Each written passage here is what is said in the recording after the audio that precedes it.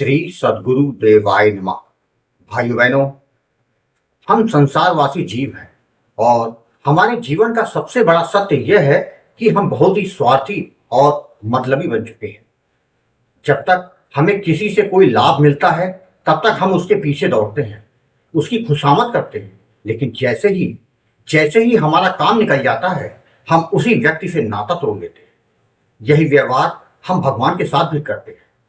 जब तक जीवन में सुख सुविधाएं, स्वास्थ्य अच्छा, धन और वैभव है, तब तक हमें भगवान की याद नहीं आती।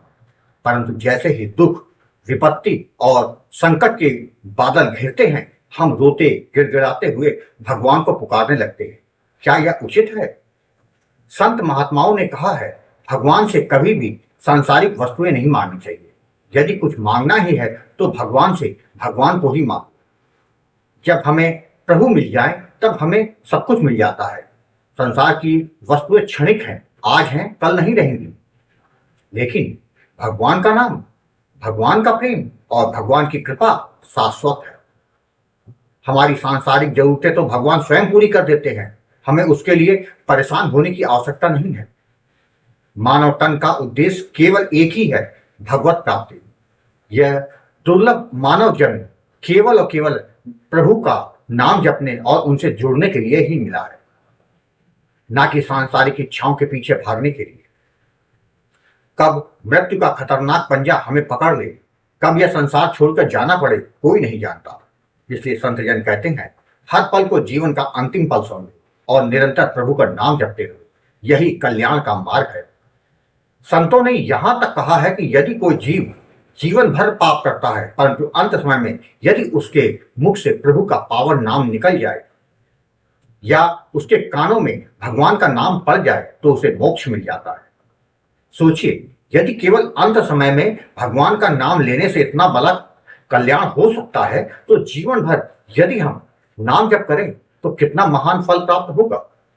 देवता भी मानव तन पाने के लिए लालायित रहते हैं, क्योंकि यह मानव जन्म ही भगवत प्राप्ति का सर्वोत्तम अवसर है। हमें यह मिला है तो हमें इसका पूरा लाभ उठाना चाहिए। इस जन्म को व्यर्थ में जाने ना दें। संसार की माया, मोह, ममता और भोग विलास हमें प्रभु से दूर करते हैं। इसलिए अभी से जागिए, प्रभु का नाम लीजिए, उनके चरणों में मन लगाइए। नाम ही हमारा सच्चा साथी है, वही हमारे साथ अंत समय तक रहेगा। अतः संकल्प कीजिए कि जीवन के हर क्षण को प्रभु स्मरण में लगाएं, सांसारिक इच्छाओं को त्याग दें और केवल प्रभु को पाने की लालसा रखें। यही जीवन का सार है और यही मानव जन्म की सफलता। नाम जप ही परम मार्ग है और भगवान ही हमारा एकमात्र आश्रय है। आज जो कथा यह दास सुनाने जा रहा है वह बांग्लादेश से मोना जी ने भेजी है, जिसको सुनकर आप भी नाम जप करने लग जाएंगे। वही कथा यह दास आज सुनाने जा रहा है। इस कथा को जानने के लिए इस वीडियो को आखिर तक अवश्य देखिएगा।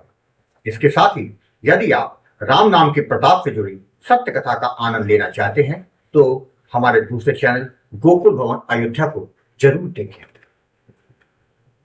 मेरा नाम मोना है। मैं बांग्लादेश के एक छोटे से शहर में रहती हूँ। मेरा जन्म एक साधारण और गरीब परिवार में हुआ। पिताजी एक छोटी सी नौकरी करते थे, जिससे घर का खर्चा किसी तरह चलता था। हम 3 भाई बहन हैं और मैं सबसे बड़ी। माँ दिन रात घर के काम में लगी रहती और मैं हमेशा उनका हाथ बटाती थी। बचपन से ही मैंने संघर्ष देखा था। पिताजी हमेशा चिंता में डूबे रहते थे। पैसों की तंगी, बच्चों का भविष्य, समाज की बातें, सब कुछ उन्हें बोझिल कर देता। हमारे घर में सबसे बड़ा मुद्दा पिताजी की पुश्तैनी संपत्ति थी, जिस पर हमारे चाचा जी का भी हिस्सा था। दोनों के बीच में सालों से विवाद चल रहा था। पिताजी चाहते थे कि वह संपत्ति बिक जाए ताकि हमें थोड़ा आर्थिक सहारा मिल सके। वे हमेशा कहते, अगर यह जमीन बिक गई तो सब ठीक हो जाएगा, बच्चों की पढ़ाई, शादी सब हो जाएगी। लेकिन चाचा जी मानने को तैयार नहीं। मेरी उम्र बढ़ रही थी, मैं घर की बड़ी बेटी थी, इसलिए शादी को लेकर भी घर में बहुत तनाव था। पिताजी सोचते थे कि जल्दी मेरी शादी हो जाए ताकि बाकी भाई बहनों का भी भविष्य बन सके, लेकिन पैसे की कमी कारण यह संभव नहीं हो पा रहा था। मेरे मन में डर बैठ गया था, अगर मेरी शादी नहीं हुई तो मेरे छोटे भाई बहनों का क्या होगा, मेरे माता पिता का क्या होगा। हर रात में यही सोचते सोचते रो पड़ती। मेरी उम्र 28 साल हो चुकी थी। आस पड़ोस की बातें और समाज का दबाव दिल को तोड़ने लगा था। मैं बचपन से ही पूजा पाठ करती थी, हर व्रत, हर मंत्र, हर देवी देवता की प्रार्थना की, लेकिन मन को संतोष नहीं मिला। ना हालात बदले, न जीवन। कभी कभी लगता था क्या भगवान सच में है? अगर हैं तो वो मेरी सुनते क्यों नहीं? एक दिन मैं अपनी सहेली के घर गई। वह मोबाइल में यूट्यूब देख रही थी। अचानक मेरी नजर उसके फोन पर एक वीडियो पर पड़ी, राधा नाम की महिमा। वीडियो का नाम पढ़कर ही मन आकर्षित हो गया। मैंने कहा, जरा आवाज तेज कर, मैं भी सुनूं। उस वीडियो में एक संतजन बड़े प्रेम से बात कर रहे थे कि राधा नाम से बढ़कर कुछ नहीं है। जो भी इस नाम को जपता है उसके जीवन में अंधेरा मिट जाता है। यह नाम स्वयं श्री कृष्ण का प्राण है। उन शब्दों ने मुझे भीतर तक छू लिया। मैंने तुरंत उस चैनल का नाम देखा, अच्युत प्रभात। उसके बाद मैंने कई वीडियो देख डाले। हर वीडियो में एक बात थी, नाम कर देता है जो कोई और नहीं कर सकता। मेरा मन सोचने लगा, अगर यह नाम सच में इतना महान है तो शायद मेरी भी किस्मत बदल जाए। वीडियो में एक नंबर भी दिया था। मैंने तुरंत व्हाट्सएप पर संदेश किया और कॉल करने की कोशिश की, लेकिन 2 दिनों तक कोई जवाब नहीं मिला। फिर भी मैंने हार नहीं मानी। तीसरे दिन अचानक कॉल रिसीव हुआ। फोन के उस पार एक बहुत मधुर और शांत स्वर में आवाज आई। मैं भावुक होकर रोने लगी। मैंने कहा, गुरुजी, मेरा नाम मुन्ना है। मैं बहुत परेशान हूँ। मेरे जीवन दुखों से भरा हुआ है। मैंने सब कुछ उनको बता दिया, गरीबी, घर की समस्याएं, शादी की चिंता, चाचा जी का झगड़ा, सब कुछ। गुरुजी, आपने धैर्य से सब सुना और फिर आपने कहा, बेटी चिंतित मत हो, राधा नाम जपना शुरू कर दो। नाम महाराज जी की कृपा से सब अपने आप ठीक हो जाएगा। मैंने पूछा, गुरुजी नाम जप कैसे करूं, क्या करना होगा? गुरुजी, आपने कहा, मन लगे या ना लगे रोज नियम से राधा नाम का जप करना है। जैसे जैसे तुम जप करोगी वैसे वैसे तुम्हारे जीवन में परिवर्तन आना शुरू हो जाएगा। आपकी बातों से मेरे दिल को बड़ी राहत मिली। आपने मुझे नामदान दिया, जप की विधि समझाई। मैं फोन रखकर रोने लगी, लेकिन इस बार आंसू दुख के नहीं बल्कि उम्मीद के। उस दिन के बाद मैंने नाम जप शुरू कर दिया। शुरुआत में मन बिल्कुल नहीं लगता था। कभी आलस आता, कभी मन कहता कुछ नहीं होगा, लेकिन गुरु जी की आवाज याद आती, मन लगे या ना लगे जप करते रहना। मैंने हाथ नहीं मारी। सुबह उठकर माला लेकर जप करती। दिन में घर का काम करते करते मन ही मन राधा नाम चलता रहता मेरा। कुछ हफ्तों बाद मुझे महसूस हुआ कि मेरे भीतर एक शांति आ रही है। जो बेचैनी पहले थी वह कम हो गई है।